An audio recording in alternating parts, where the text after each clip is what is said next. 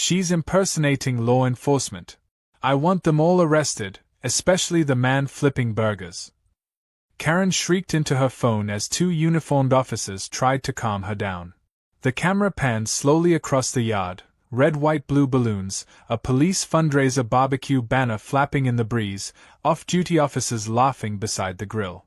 Someone shouted, "Karen called the cops, on the cops," and the entire crowd burst out laughing. But Karen wasn't laughing. Not even close. She stood at the edge of the lawn, eyes bulging, teeth clenched, demanding justice, completely unaware that she had just reported a legal, city-approved charity event being hosted by the same police department she'd called. That moment right there? That was when I knew today would go down as the funniest, wildest, most ridiculous HOA disaster this neighborhood would ever witness. It had all started just a few days earlier when I decided to do something meaningful with my backyard pool. After serving 20 years as a firefighter and seeing how often police officers worked with minimal funding and outdated gear, I figured it was time to give back. So, I reached out to a few contacts, friends in the police force, city council, even the mayor's assistant, and pitched the idea of a poolside fundraiser. They loved it. Within days, flyers were printed, equipment was borrowed, a DJ was booked, and the backyard was transformed into a small but lively celebration space. It wasn't just a party, it was a fundraiser for upgraded dashcams, trauma kits, and safety gear for officers. We'd gotten all the permits. I checked the city's noise ordinance rules and even adjusted the party hours to end by sunset. I invited my neighbors, kept the music volume moderate, and informed the HOA board weeks in advance. But of course, no amount of planning can prevent a Category 5 Karen. She lived 3 houses down, in a perfectly manicured home with exactly 17 flower pots on her front porch, color-coordinated by season. Everyone knew Karen. She wasn't technically the HOA president, but that didn't stop her from acting like one. She had a personal printer loaded with violation notices, which she taped to mailboxes whenever someone dared to leave their trash bins out a little too long. She once yelled at a 6-year-old for drawing with chalk on the sidewalk. She didn't have kids, friends, or hobbies. Her entire personality was based on enforcing rules she'd made up herself. The morning of the fundraiser, things were already tense. Karen walked past the house 3 times while we were setting up, arms crossed, phone in hand, taking pictures. When Officer Jenkins, who had just arrived with 3 dozen donuts and a smile, waved at her, she turned around without waving back. I could practically hear her brain short-circuiting trying to figure out how to report us for something. By noon, everything was running smoothly. Kids were splashing in the pool, burgers were grilling, and officers in uniform were mingling with neighbors. We had a booth for donations, a raffle, and even a photo corner with police hats and props. It was wholesome, peaceful, beautiful, until Karen struck. She appeared suddenly, like a wasp at a picnic, marching right up to my fence with a digital camera and a notepad. She demanded to know what kind of operation I was running. I calmly told her it was a charity fundraiser, fully permitted, and even showed her the documents. She didn't care. She wanted noise levels measured, parking tickets issued, and the impersonators arrested. When I mentioned that most of these people were off-duty officers, she lost it. "You expect me to believe real police officers would be playing Marco Polo in a pool?" she yelled. "This is a disgrace. You're hosting a rogue militia group. I am calling 911. Everyone around her just stared. No one said anything, until she actually did it. She dialed right there on the sidewalk, pacing in angry circles, throwing glances at my house like I had committed high treason. The funny part? When the 911 dispatcher tried to confirm what the emergency was, Karen said something along the lines of, "There are people in police costumes, grilling meat and laughing like they own the place." I could hear the confusion in the dispatcher's voice from 20 feet away. But Karen didn't back down. She was committed to her role as the neighborhood's self-appointed savior. 15 minutes later, I heard it, the sound of approaching sirens. 2 patrol cars turned the corner and slowly made their way down our quiet street. For a moment, the whole party paused. Kids climbed out of the pool. Neighbors looked around nervously. Even Officer Jenkins tilted his sunglasses down. Karen puffed her chest out like she was about to receive a medal. The police cars parked across from the house, and 2 officers stepped out, looking around in obvious confusion. They spotted familiar faces immediately. "Wait a sec," one of them said, "that's Captain Morris." The other added, "Isn't that Sergeant Lee over by the hot dogs?" Karen stormed over before they could take another step. "Arrest them," she yelled. "They're impersonating officers. They're using stolen uniforms and spreading propaganda in a residential zone." Both on-duty officers just stood there, stunned. One of them tried to explain calmly, but Karen was on a rampage. She pointed at Jenkins, who was now holding a tongs full of sausages. "That man is grilling in a badge," she cried. Jenkins gave a small wave. "Hey! You guys want some lemonade?" I stepped in to help clear things up, but honestly, it was already beyond that point. The on-duty officers finally asked for everyone's IDs and started verifying the situation, which took about 30 seconds. They realized what was happening, laughed, shook hands with the guests, and looked at Karen like she'd just accused a squirrel of espionage. "I think we're good here," one of the officers said. "In fact, I might grab a burger." Karen was livid. "You're all in on this," she hissed before storming off back to her house. But the damage was done. The entire neighborhood had seen her lose her mind in real time. A few kids even reenacted the scene later with water guns and toy badges.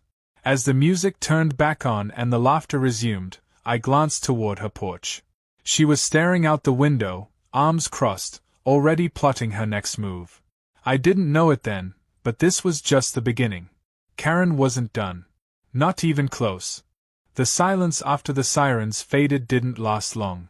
The moment Karen slammed her door shut behind her, the tension melted like butter on a hot grill. Officer Jenkins tossed a burger patty into the air, caught it with the spatula, and declared, "Well, that's one for the books." The crowd laughed, clapped, and the party came alive again, almost like it had never paused. But something was different now. The event had transformed from a peaceful neighborhood gathering into a badge of unity, both figuratively and literally. And while most of us saw it as a hilarious misunderstanding, Karen didn't. She saw it as war. About 20 minutes later, while we were still handing out raffle tickets and kids were chasing bubbles near the pool, the 2 on-duty officers from earlier returned. They approached me with a calm but serious expression and asked if they could have a quick word. I nodded, wiping barbecue sauce from my hands as we stepped aside near the donation booth. One of them glanced around and said, "Look, we get that you did everything by the book. We've seen the permits, we've confirmed identities, this event is clean." But Karen's filed a formal complaint. I blinked at them, confused. "About what?" I asked. "Noise."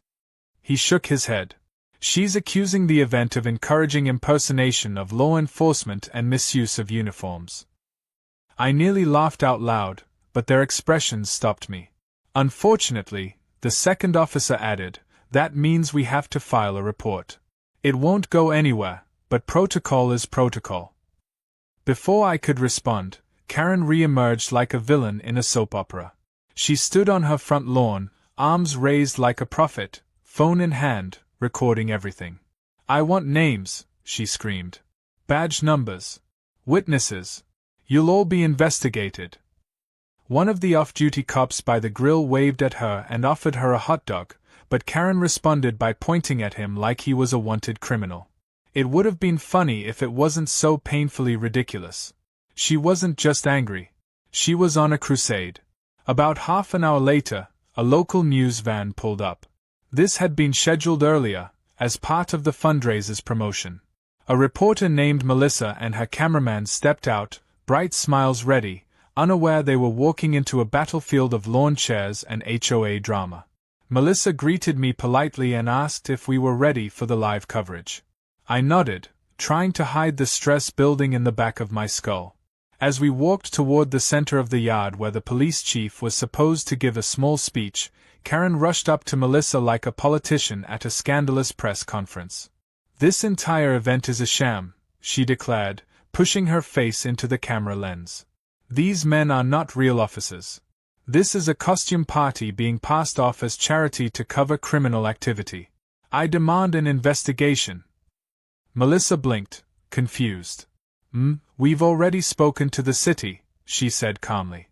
They confirmed the event is legitimate. We're covering it as a positive community story. But Karen was relentless. Of course they'd say that. They are probably in on it. You media people never tell the truth.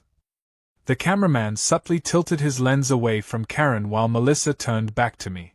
Would you like to proceed with the interview? She asked, professional as ever. I agreed, and we began the segment, highlighting the fundraiser's goals, the turnout, and the support from local leaders.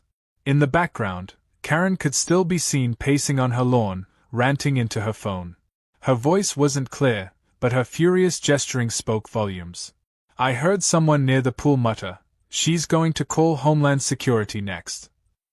As the interview ended and the camera crew packed up, the vibe returned to festive. People started lining up for the raffle draw, while others dipped back into the pool. It looked like the worst was behind us. But it wasn't. I noticed my phone buzzing in my pocket and saw an email notification that instantly made my stomach drop. The subject line read, "Notice of online defamation." Karen had already begun her next attack. That night, Karen uploaded a heavily edited video compilation to the neighborhood Facebook group, splicing together short clips from the party, isolated shots of people dancing, kids in toy police gear, a brief moment where a water balloon hit someone in uniform, and paired it with dramatic music and voiceover commentary. Her voice narrated, "In a quiet, respectable community, chaos erupted today as imposters disguised as law enforcement infiltrated a private residence. Neighbors were threatened. Safety was compromised. And the truth? Buried beneath grilled meat and corruption." She titled the video "Cop Cosplay Gone Wrong" and tagged every local group she could find. Comments exploded within minutes. Some residents laughed and dismissed it as Karen's usual nonsense. Others, unfamiliar with the context, grew concerned. One woman wrote, "Wait, were they really fake cops?" Another replied, "Knowing Marcus? Probably not. But Karen does have a camera, so, who knows?" At first, I thought I'd ignore it. Let the video die in the pit of internet drama. But then someone tagged my personal profile. And then another. And then the video crossed into a community watchdog page that prided itself on exposing neighborhood dangers. That's when I knew I had to respond. I gathered every piece of documentation, the event permit signed by the city, the guest list with badge numbers, the photos of the mayor's signed donation letter. Then I made a post of my own. I uploaded a clear, unedited video taken from a GoPro with mounted for security purposes, showing the entire event, beginning to end. No aggressive behavior. No impersonation. Just families, officers, food, and good intentions. I titled it, "Full Footage, Police Fundraiser Barbecue, Facts Over Fiction." The contrast between my video and Karen's stitched-up drama reel was staggering. Within 2 hours, her video's comments were flooded with eye-roll emojis and Karen strikes again jokes. Mine, on the other hand, had over 300 likes and comments like, "We need more events like this," and "Shame on whoever tried to ruin it." Later that evening, the mayor himself reshared my post. His caption read, "Proud to support our community heroes. Thank you, Marcus, for organizing such a wonderful event." That one share changed everything. It shut down the rumors, restored faith, and completely demolished Karen's crusade, at least for the night. But if there's one thing I've learned about Karen, it's that she's not the type to back down after losing a battle. She just reloads. And in the morning, she would come back with something bigger. Something worse. Something fueled by rage and a printer full of HOA rule sheets. The sun hadn't even fully risen when I heard the mechanical screech of a paper being taped to my front door. I opened it slowly and there she was, Karen, wearing a sun hat and workout clothes, aggressively smoothing a notice onto my glass with masking tape. She didn't even flinch when she saw me. Instead, she pointed to the paper and said with an icy smile, You've been served with a neighborhood compliance violation. I didn't bother reading the entire thing at first glance because, in giant bold letters, it began with, "Urgent action required, hostile event investigation." This was her next move. And she wasn't pulling punches. By the time I finished brushing my teeth and stepping outside, every mailbox on the block had been hit. Each house had received its own version of the letter. Some had safety concerns circled in red marker. Others had notes like excessive noise observed or possible political agenda under the guise of charity. Karen had clearly been up all night formatting this little HOA newspaper of doom. She even included blurry screenshots from her Facebook video, most of them unrecognizable or out of context. It was impressive in a deeply delusional kind of way. At first, neighbors were too polite to say anything. But as the morning progressed, the texts started rolling in. Some asked me what was going on. Others sent laughing emojis with pictures of Karen's flyer. A few simply wrote, "You okay?" One neighbor named Lena even brought over coffee and said, "I haven't seen this much drama since the squirrel fell into her koi pond." But this wasn't just petty Karen theatrics anymore. She had turned my peaceful backyard charity event into a full-blown smear campaign, and her next step was even more ridiculous. Around noon, she called for an emergency HOA meeting, scheduled to take place that evening in her backyard. Now, keep in mind, our HOA isn't even that formal. We have an elected board, sure, but Karen has never been on it. She doesn't even hold an official title. Her claim to power stems from her role as the founder of the neighborhood Facebook group and the loudest person at every potluck. But somehow, through sheer force of will and printed nonsense, she convinced a small cluster of residents to show up. By the time the meeting began, her backyard looked like a campaign rally. Folding chairs were arranged in rows, a small podium stood at the front made of 2 stacked milk crates and a tablecloth, and she even had a microphone, plugged into a Bluetooth speaker with suspiciously low battery. I stood on my own lawn and watched from a distance. I wasn't about to dignify the circus by attending, but I was curious. Besides, it wasn't long before people started live streaming it. Karen opened the meeting with a dramatic monologue about upholding community values and protecting children from harmful influences. She used phrases like lawless gathering, domestic infiltration, and the militarization of suburbia. I nearly choked on my soda when she actually used the term neighborhood coup. She then began distributing a packet labeled evidence of HOA code violations, which included half-baked screenshots, printouts of my social media posts showing barbecue pictures, and a highlighted copy of a noise ordinance taken from a 2003 version of the city's bylaws. What she didn't know was that one of the people attending was recording the whole thing for me. And what I didn't know was that someone very important had also tuned in, Councilman Ramirez. He had donated to our fundraiser and was browsing his social media feed when he stumbled upon the livestream captioned "HOA takes a stand against fake cops." He immediately recognized the setting, the people, and the sheer absurdity of it all. His comment under the stream? "Karen, please stop." But Karen wasn't done. In the middle of the meeting, she unveiled her pièce de résistance, an online petition she had created demanding an investigation into the event and a temporary ban on any community gathering involving uniforms. She titled it "Save Our Streets." Last I checked, it had 7 signatures, 3 from people who didn't live in the area, 1 from someone named No Offense, and 1 that just said Karen's dog. At this point, I decided I had to respond. But not with anger or sarcasm. I wanted facts. So I prepared my own little packet of documents. I printed the fundraiser permit, a thank you letter from the mayor's office, photos of donation receipts, and a copy of the signed HOA rules proving Karen had no authority whatsoever. Then I wrote a calm but direct post on the neighborhood Facebook group. For those who attended or saw the fundraiser, here are the official documents, permits, and correspondence from the city. If anyone has questions, feel free to reach out. Let's keep this neighborhood honest and respectful. Within an hour, the group exploded. Dozens of neighbors posted supportive messages. Screenshots from Karen's meeting were turned into memes. Someone photoshopped a picture of her podium onto a sinking ship with the caption Titanic HOA. Others just expressed frustration. One neighbor, George, commented, "We came for burgers and charity. We didn't sign up for HOA Hunger Games." Karen's reaction was exactly what you'd expect. She responded with a fiery wall of text accusing everyone of bullying, gaslighting, and orchestrating a smear campaign against her. She threatened legal action, said she would contact news stations, and even claimed she had a friend high up in law enforcement who would expose the entire party as a staged operation. Her meltdown was glorious. But it wasn't over yet. That night, she dropped off another letter, this one addressed directly to me. It was a cease and desist notice she had downloaded from a generic legal website and filled in with handwriting. She misspelled defamation and forgot to sign it. But the part that really stood out?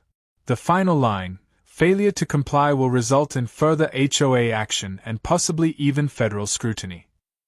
I couldn't help but laugh.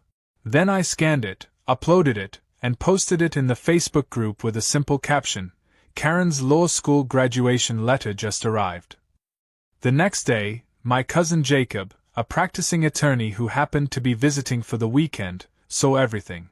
He offered to help me write an actual cease and desist notice to send back to Karen, one that cited real legal consequences if she didn't stop spreading false information and harassing neighbors.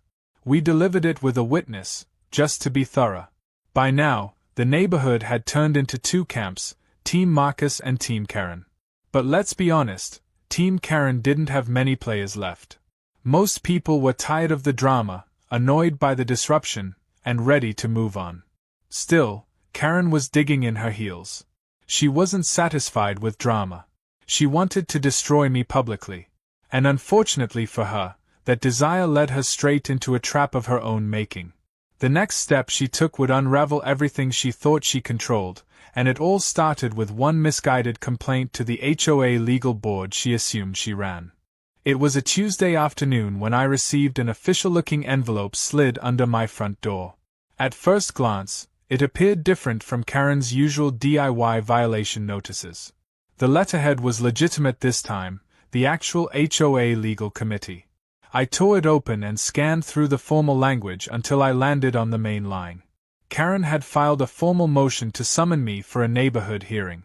Not a court case, not a city violation, just an HOA hearing. But it came with one unexpected twist. Apparently, Karen had submitted so many complaints, so frequently and so aggressively, that the HOA board, tired and overwhelmed, finally agreed to a full session to address the situation. She was using a loophole that allowed any resident to request a hearing if they claimed neighborhood standards had been violated. Somehow, she had twisted this clause into an all-out trial. I wasn't mad. In fact, I saw it as the perfect opportunity to shut this down once and for all. I spent the next 2 days gathering everything. I compiled witness statements from neighbors who attended the fundraiser, printed screenshots of Karen's edited video, and even got copies of supportive comments from the neighborhood Facebook group.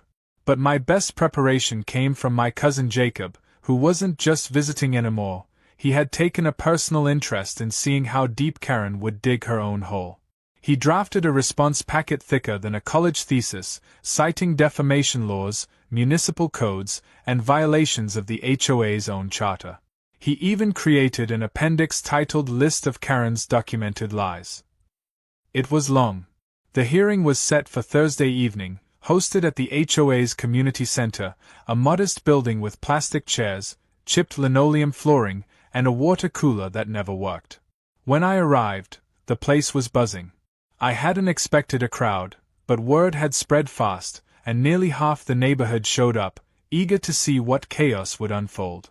Karen sat at the front table, papers spread in front of her like a prosecutor preparing for a national trial. She wore a stiff blue blazer and a stern expression, and she had even brought a friend who claimed to be her advisor, although he looked like a man who'd gotten lost on his way to buy milk. The HOA board members, 5 volunteers who clearly regretted every second of their position, called the session to order. Karen stood and began her presentation. Her opening statement was dramatic. She claimed the pool party endangered the community, undermined neighborhood values, and promoted unauthorized militarism. She accused me of staging a political stunt disguised as charity, declared the fundraiser a threat to property value, and even suggested I had used the event to collect personal data from neighbors. Her words were heavy, ridiculous, and soaked in theatrical pauses. It was almost impressive how serious she was about her nonsense. When it was my turn, I calmly stepped forward, nodded at the board, and handed out copies of my response packet. I didn't raise my voice. I didn't joke. I simply read through the facts. I showed the signed event permit from the city council. I presented photographs of the donation booth, video clips from the full event, and statements from officers who had attended. I even showed a screenshot from the mayor's public post praising the event. Then I handed over one more document, proof that Karen had no official role in the HOA, had never been elected, and was not authorized to represent the board or make legal claims on its behalf. At that point, the board looked stunned. But what happened next ended everything. A new person entered the room through the back door. Uniformed. Calm. It was Chief Ramirez of the local police department. I hadn't invited him. I hadn't even known he was coming. But apparently, after seeing Karen's Facebook video and the damage it was doing to community trust, he decided to attend on his own accord. The moment he introduced himself, Karen's face lost all color. He walked to the front of the room and addressed the board directly. He stated, clearly and confidently, that the officers at the fundraiser were all legitimate, that the event had been fully coordinated with the city, and that there had been no laws broken, no impersonation, no danger of any kind. Then he dropped the final blow. He explained that Karen had previously filed multiple false complaints against police personnel, ranging from improper parking to canine psychological aggression after a canine barked near her gate. Each report had been dismissed after investigation. But her repeated harassment had been noted and officially recorded. Karen tried to interrupt, saying something about how the people deserve the truth, but Chief Ramirez wasn't done. He pulled out a document and read from it. According to neighborhood records, Karen had multiple unresolved violations herself. She had installed a gazebo without permits, painted her home in a color not approved by the community guidelines, and, ironically, had held an unregistered event in her backyard just last month, complete with a bouncy castle and an ice cream truck blocking a neighbor's driveway. The hypocrisy wasn't just clear. It was now legally documented. The board called for a brief recess, clearly shaken and whispering among themselves. When they returned, their decision was unanimous. The motion against me was rejected in full. Furthermore, they declared that Karen was barred from submitting further complaints without review. She was no longer permitted to claim representation of the HOA in any public or private capacity. And if she continued to harass residents, the board would recommend legal action be taken for defamation and abuse of procedural policy. Karen stood there frozen. Her advisor had mysteriously disappeared. She tried to mutter a response, but all she could manage was, "This isn't over," before collecting her papers and storming out. The room burst into a mix of awkward laughter, claps, and one person quietly muttering, "Finally." I stayed behind to thank the board and the chief. As people exited, they patted me on the back or offered a handshake. One neighbor, an older man who rarely spoke, simply nodded at me and said, "You handled that with class." That meant more than he probably realized. When I got home, I saw Karen walking her dog at hyperspeed, clutching her phone to her chest like it was a grenade. She didn't look at me. She didn't say a word.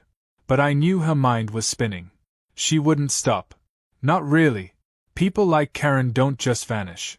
They plot. But she'd been publicly humiliated, legally overruled, and stripped of the imaginary crown she'd been wearing for years. And for now, that was more than enough. Still, I couldn't shake the feeling that she had one last card to play. Something petty. Something loud. And unfortunately for her, it would be the final nail in her self-dug coffin. It was quiet for 3 days. Too quiet. Karen didn't post anything on the Facebook group, didn't tape a single notice to anyone's door, and didn't even make her usual dramatic walk past my driveway at sunrise. The neighborhood almost felt peaceful. But if there's one thing I've learned, it's that silence from Karen is never peace. It's plotting. And sure enough, just when everyone began to believe it was over, she made her final move. This time, it wasn't just petty or loud, it was outright illegal, and it ended in a way none of us could have predicted. On Saturday morning, I was setting up a few chairs in the backyard. After all the drama and the hearing, I figured it was time to bring everyone together for something light-hearted. Nothing fancy.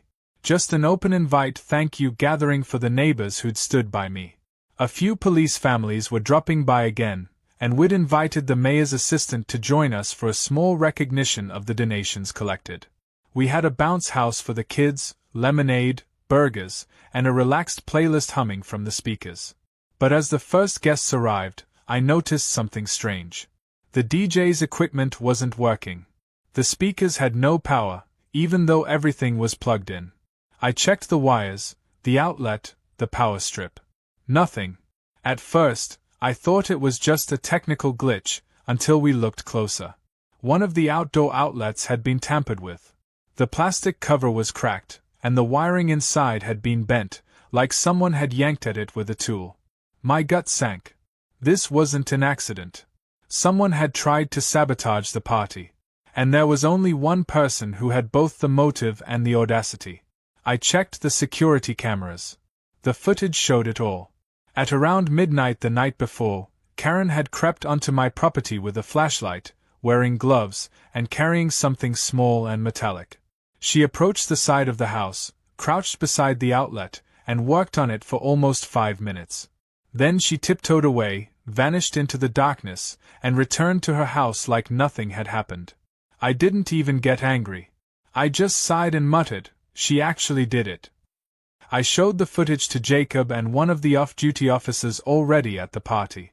They both agreed, we had to report it. Sabotaging electrical components is not just trespassing. It's vandalism and a safety hazard. We called the police, this time not for a laugh or misunderstanding, but for an actual report.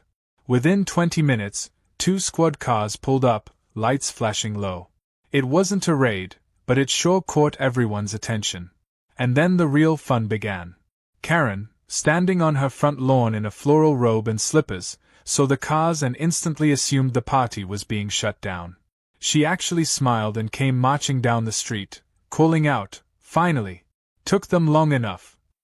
But the moment she got closer and saw me handing the officers a flash drive with footage on it, her smile cracked. Her pace slowed. She stopped when she heard one of the officers say, "Yeah, this is clear trespassing and tampering. We'll file the report now."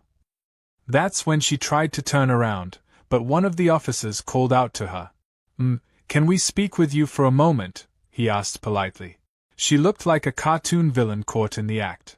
She hesitated, opened her mouth to speak, then closed it again. After a pause, she replied, "I have nothing to say without my lawyer." It was a ridiculous response, especially since she didn't have a lawyer and this wasn't an interrogation. But she refused to cooperate. So they issued her a citation right there, in front of everyone. She was charged with trespassing and damage to private property. The officers explained that she would need to appear in court and that further legal action could be pursued depending on the electrician's damage report. Karen tried to argue, of course, yelling something about biased law enforcement and community conspiracies. But her voice was drowned out by the music, which had finally resumed through backup speakers. And the timing couldn't have been better. Just as the officers were finishing up the citation paperwork, the mayor's assistant arrived with a small group of local officials. They stepped into the yard smiling, shaking hands, complimenting the decorations, and asking where the donation booth was set up. Karen, still fuming from across the street, yelled something incoherent, but no one paid her any attention. She stood there, steaming in her robe, watching as the very community she had tried to destroy continued to thrive without her. And then came the moment that sealed her fate. As part of the recognition, the mayor's assistant read a statement aloud thanking those who supported the police fundraiser. She thanked my family, the neighborhood, and then said something none of us expected. She announced that due to the event's success, the city would be organizing a biannual Community Support Day, where residents could host fundraisers in partnership with local departments, using my event as the model. It wasn't just a win. It was an institutional slap in Karen's face. She didn't just lose the battle. She turned herself into the example of what not to be. To top it off, the HOA board, which had remained quiet during the past few days, posted an official update that same evening. It read, "After recent incidents involving community safety violations and false representation, Karen S. will no longer be permitted to file claims on behalf of the HOA or interfere with sanctioned events. Any future disruption may result in legal escalation." They didn't name her directly, but everyone knew. She was officially irrelevant. Later that night, the party continued well into the evening. Neighbors who had never spoken before were sharing stories, kids were laughing, and the community felt more united than it had in years. I stood near the grill, sipping lemonade, watching it all unfold, and felt a strange mix of exhaustion and peace. For once, I didn't have to defend myself. Karen had burned herself out. Her lies, her drama, her vendetta, they had all collapsed under the weight of their own absurdity. As people began to leave, several neighbors approached me to say thanks. One even handed me a t-shirt she'd made that read, "Karen called the cops on the cops, and lost." I laughed harder than I had in weeks. I waved at Karen as I passed her house on my way to take down the decorations. She was standing in her window, arms crossed, glaring like a cartoon villain after the credits roll. But the truth was, her reign was over. Not because I outshouted her. Not because I fought dirty. But because I stood firm, backed everything with facts, and let her own behavior destroy her credibility. That night, under the string lights in my backyard, I realized that sometimes the best revenge is simply living better, louder, prouder, and with everyone cheering you on while the one person who tried to tear you down ends up on the outside looking in.